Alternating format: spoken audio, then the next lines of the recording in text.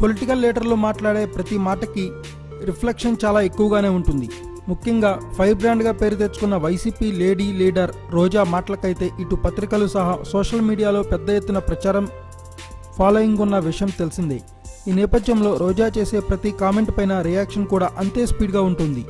ఇక తాజా విషయానికి వస్తే కృష్ణా జిల్లాలో జరిగిన జేసీ బస్సు ప్రమాదం రాష్ట్రంలో పెద్ద ఎత్తున సంచలనం సృష్టించింది. ఇది అని కాకుండా అన్ని మీడియా సంస్థలు దీనిని బాగానే కవరేజ్ ఇచ్చాయి. కొందరు దీనిని ప్రమాదం దృష్టిలో చూస్తూ ఇంతవరకు పరిమితం చేయగా, Jagan and co Sakshi media సంస్థలు మాత్రం ప్రమాదం కమ్ పొలిటికల్ యాంగిల్ను జోడించి కొట్టారు.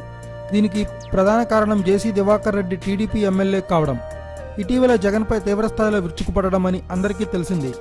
ఇక ప్రమాద స్థలానికి ఆసుపత్రికి ప్రతిపక్ష హోదాలో వెళ్లిన జగన్ ప్రభుత్వంపై ఓ రేంజ్లో విరుచుకుపడ్డారు.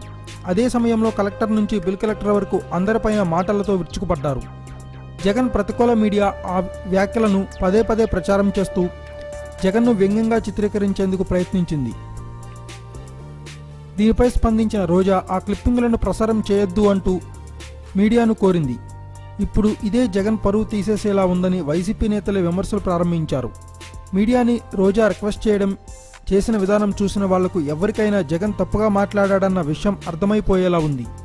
మా అధినేత ఏదో తప్పుగా మాట్లాడాడు, మీరు ఆ మాటలను హైలైట్ చేయవద్దు అని రిక్వెస్ట్ చేసినట్లుగానే ఉన్నాయి రోజా మాటలు అని వైసీపీ నేతలే అనుకుంటున్నారు.